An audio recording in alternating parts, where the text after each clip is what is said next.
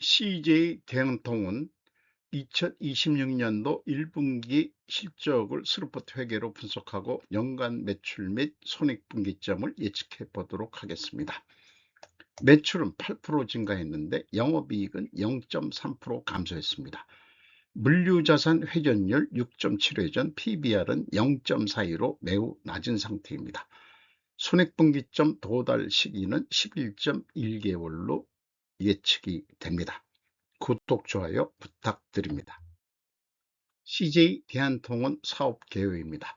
본사는 서울특별시 종로구 종로 5길 7번지 청진동 타워 8 홈페이지 방문했습니다. 1930년 11월 15일에 설립되었네요. CL사업, 택배사업, 글로벌사업, 건설사업 등을 영위하고 있다. C액 계약물류 사업은 다양한 산업군의 고객을 대상으로 스마트 물류 설비를 갖춘 물류센터 기반 제3자 물류 서비스를 제공하고, W&D 웨어하우싱 앤드 디스트리뷰션 사업과 국내 최대 항만 인프라와 수송 자원을 활용하여 항만 하역 및 운송 서비스를 제공하는 P&D 포트 앤 딜리버리 사업을 영위하고 있다. 택배 사업은 국내 최대 규모의 설비를 활용하여 업계 최고 수준의 물량을 처리하며 다양한 배송 서비스를 제공하고 있다. 이렇게 등등 해서 향후의 이커머스 시장, 또 TES 물류기술연구소를 중심으로 물류산업의 디지털 전환을 선도하고 있다. 이렇게 소개를 하고 있습니다. 사진은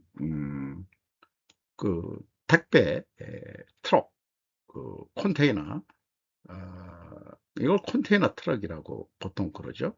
컨테이너라고 얘기 안 하고 이렇게 좀 노출된 게 아니고 요즘 다 이렇게 되고 있죠. 주가는 82,700원으로 1년 전보다 2.8% 하락했습니다. 주당 액면가는 5천이고요. PBR은 0.42 상태입니다. 5% 이상 주주는 CJ 제일제당이 40.16%, 국민연금공단이 10.82%, 네이버가 7.85% 들어와 있네요. 외국인이 17.3%인데 JP모건, 모건스탠리, 골드만삭스가 눈에 띕니다. 스루풋 회계로 분석한 결과입니다. 매출은 2조 1368억 원으로 전년 동기 대비 8.1% 증가했습니다. 매출에 비례하는 매출 재료비는 1조 4354억 원으로 7.7% 증가했습니다. 그 갭이 마이너스 0.4%이기 때문에 여기서 우리는 운송 단가가 하락했다라고 1차 추론을 할 수 있겠습니다. 운영 경비가 6,478억 원으로 10% 증가했습니다. 그 결과 TOE 생산성은 1.08로서 0.01포인트가 하락했습니다. 영업이익은 535억 원으로 4%가 감소했습니다. 원가회계 영업이익보다 12억 8,400만 원이 감소했는데 이것은 상품도 취급을 하고 있고 또한 건설 부분이 조금 있어서 이런 차이가 나는 것으로 분석이 됩니다. 영업이익률은 2.5%, 0.3% 되겠습니다. 100원짜리를 팔면은 2원 50전 남는다는 뜻이죠. 이런 장사를 계속 해야 되는지, 영업이익 감소 원인 스루풋까지는 8.8% 여기 증가했는데 OE의 10% 증가 때문에 줄어든 거다, 이런 얘기가 되겠죠. 그러면은 운영 경비를 줄이자는 압력이 또 나올지도 모르겠습니다. 그리고 재고와 그 다음에 사용권 자산, 회사는 유형 자산을 찾아보니까 차량 운반구 등을 직접 가지고 있지가 않습니다. 전부 다 지입차들 같습니다. 그러니까 그런 차들을 사용권 자산이라고 표현하는 것 같고, 6.66 회전, 666, 0.5회전 하락을 했습니다. 매출은 증가하더라도 가지고 있는 그런 자산의 회전율은 떨어졌다.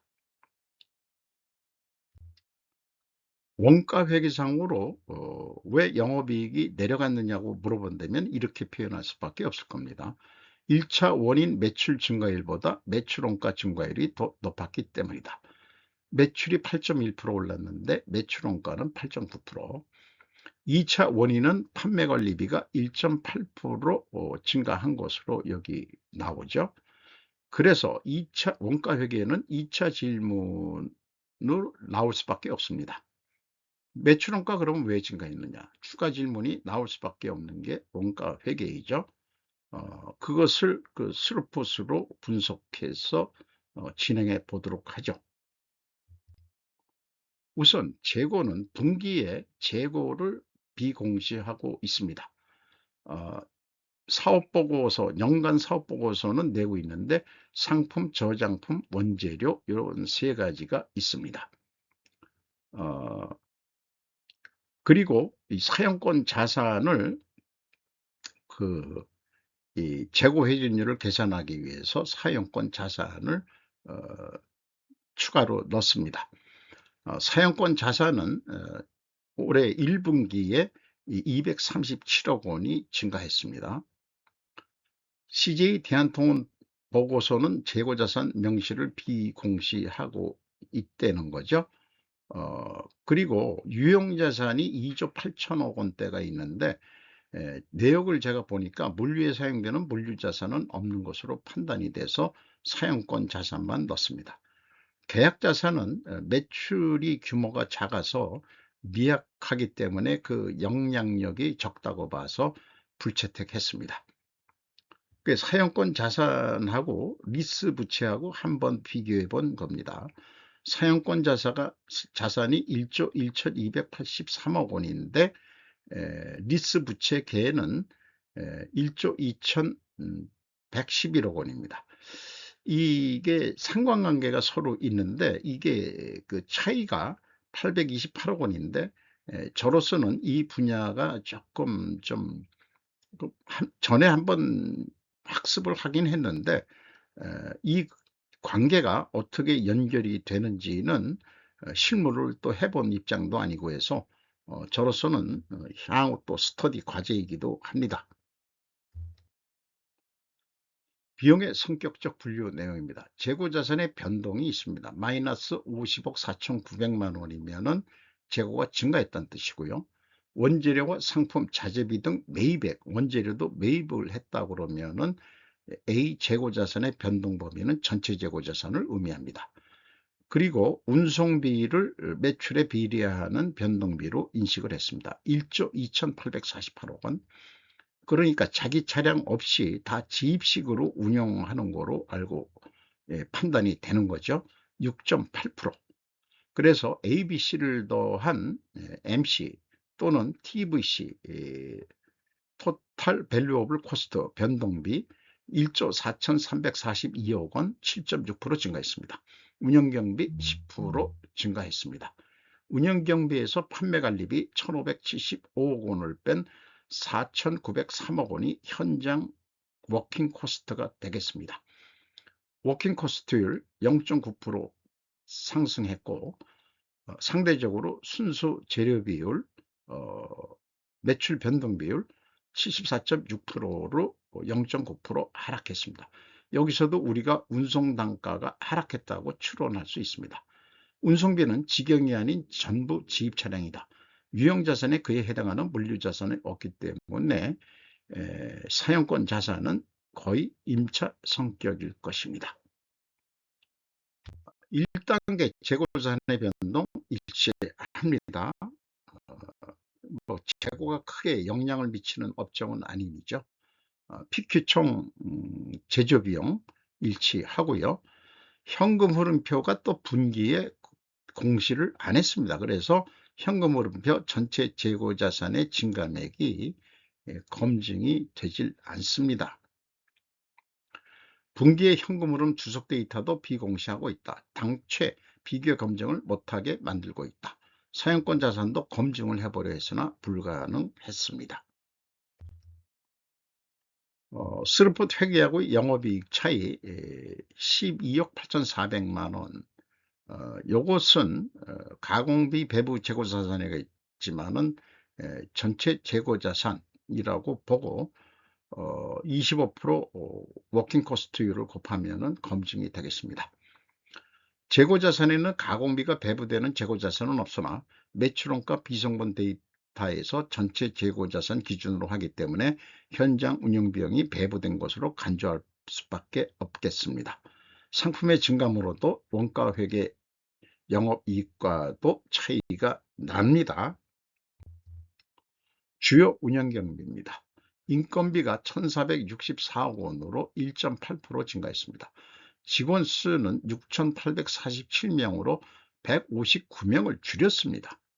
그래서 평균 임금이 8,550만 원으로 4.2% 상승이 예상이 됩니다. 노동 생산성은 9.8로서 상승했는데 노동 분배율은 떨어졌습니다. 외주 공사비가 건설 부분이 있어서 33.8% 증가했고 지급 수수료는 14.4%가 증가했습니다. 매출원가가 왜 올라갔느냐? 여러 운영 경비들이 올라간 게 현장 운영 경비들이 올라간 게 주요 원인으로 해석이 됩니다. 경영평가 지표로서 물류 회전율이라고 표현하죠. 6.7회전 내려갔고 슬픈율은 올라갔습니다. 역방향이면은 분식회계 개연성 가정이론을 일단 적용해 보겠습니다. 투하자본 이익률 ROIC 2%로서 0.1% 하락했고 총자산 회전율은 거꾸로 0.01포인트 상승했습니다.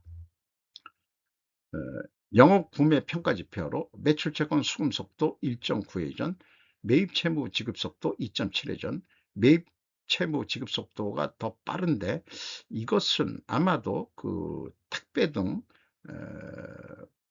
지입차들의 운송비 이런 것들을 좀 빨리빨리 줘야 일을 할 수 있으니까 이렇게 좀 매입 채무 지급 속도가 빠른 것으로 해석이 됩니다.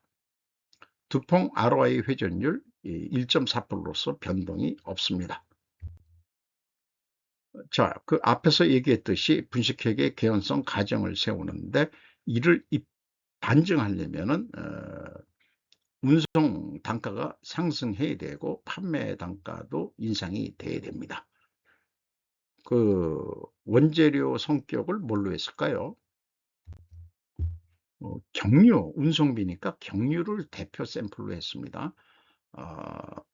6.3% 상승한 거로 되어 있는데 이 운송 부분과 택배 부분과 이 CL 계약물류 그쪽이 93%에서 5.8% 상승한 것으로 가중평균을 내봤습니다.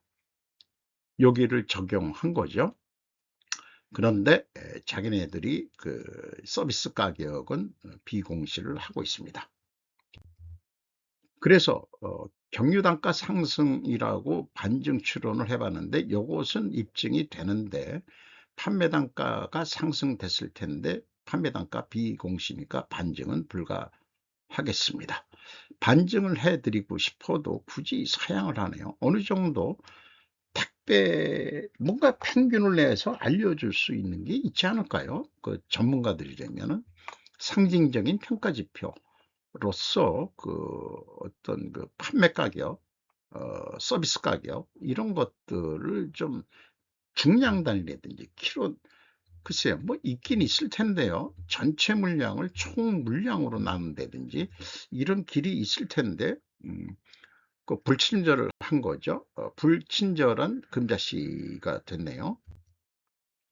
현금 흐름 재무지표입니다. 1번 EAT 세후현금 순이익 1759억 원입니다.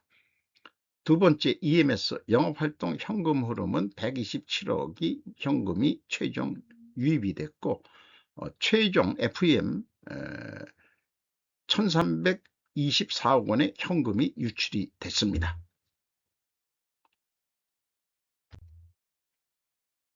채권자한테 2,881억 원을 추가 차입을 했습니다.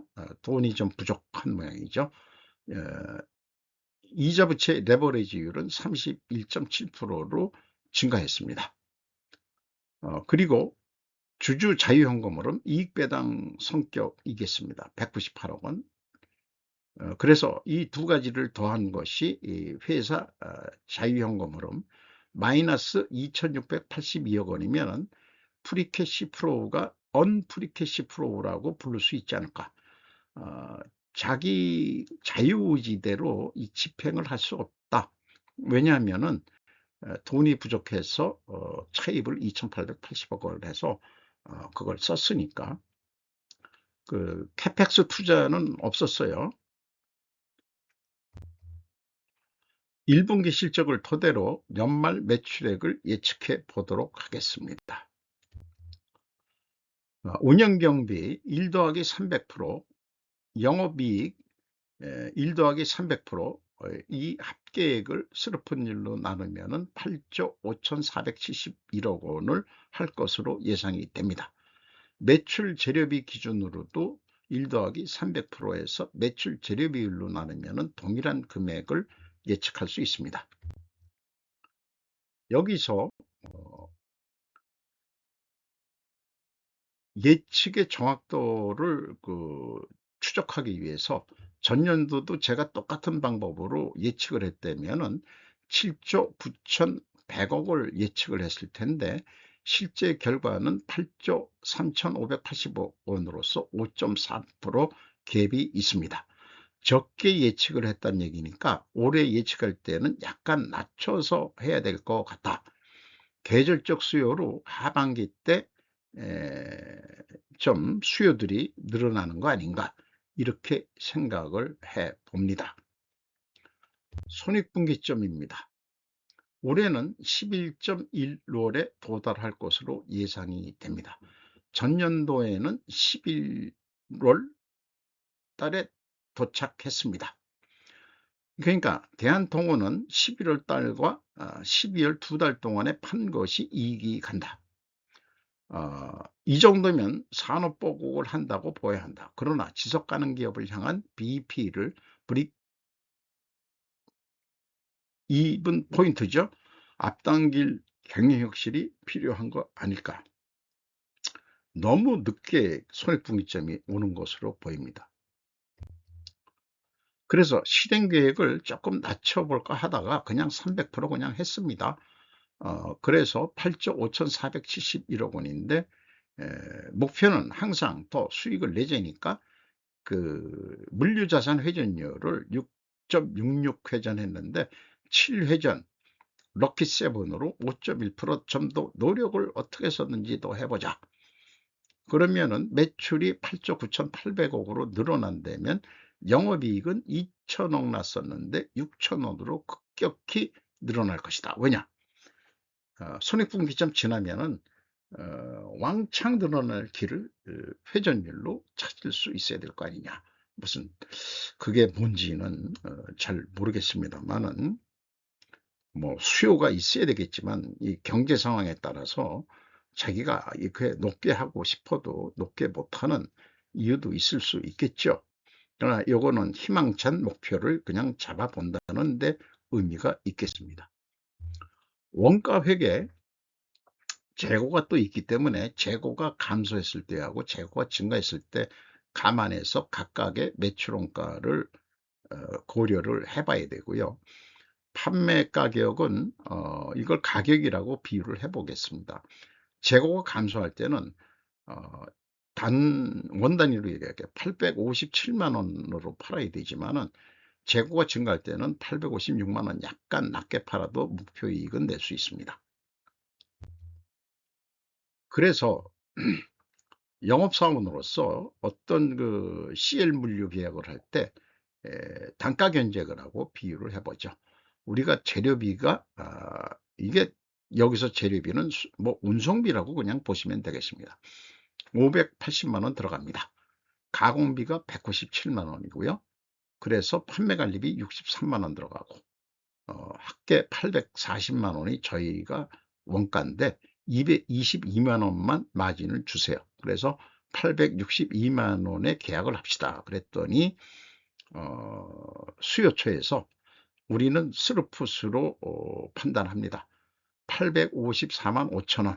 아예 그냥 정확하게 요 금액으로 계약을 합시다.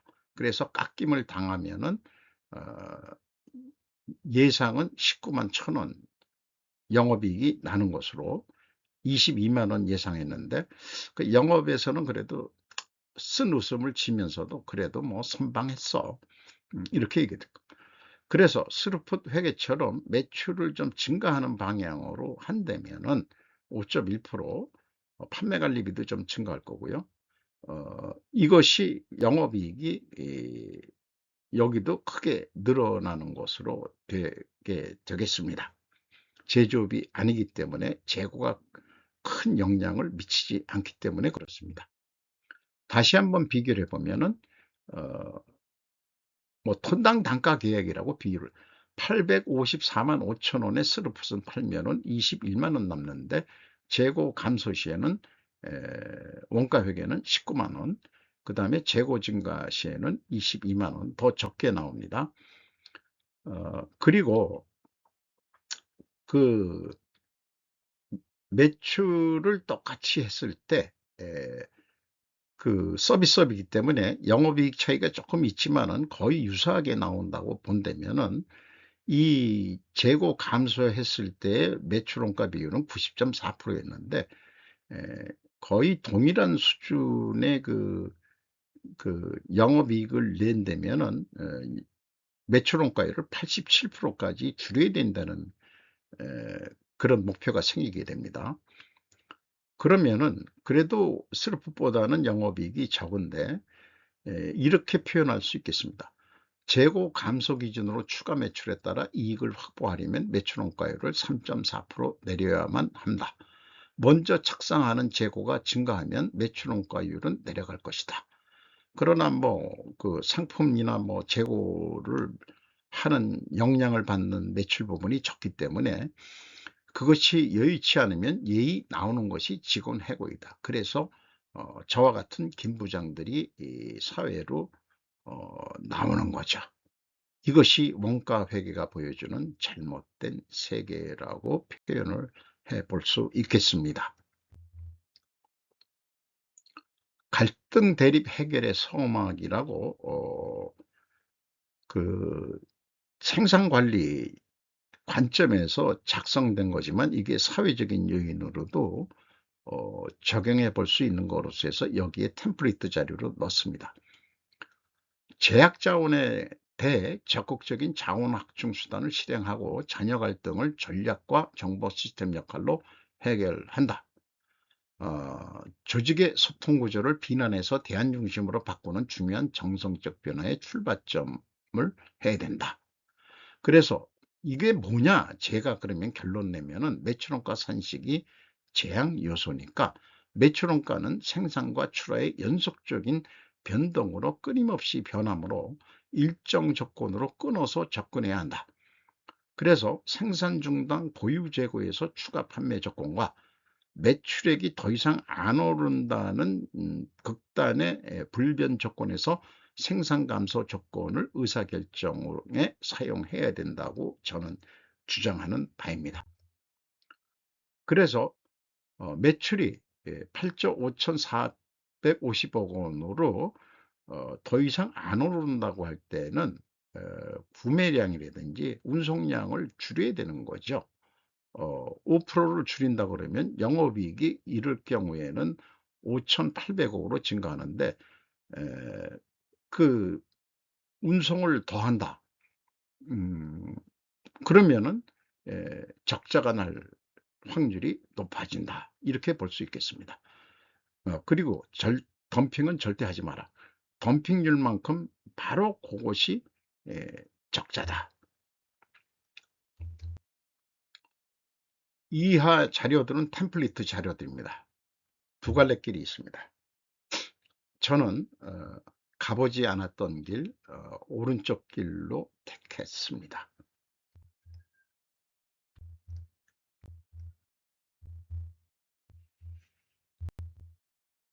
저의 절작입니다. 제조 원가 회계를 쓰레기통에 버리고 새 회계 찾자. 오늘도 좋은 하루 되시기 바랍니다. 굿나잇.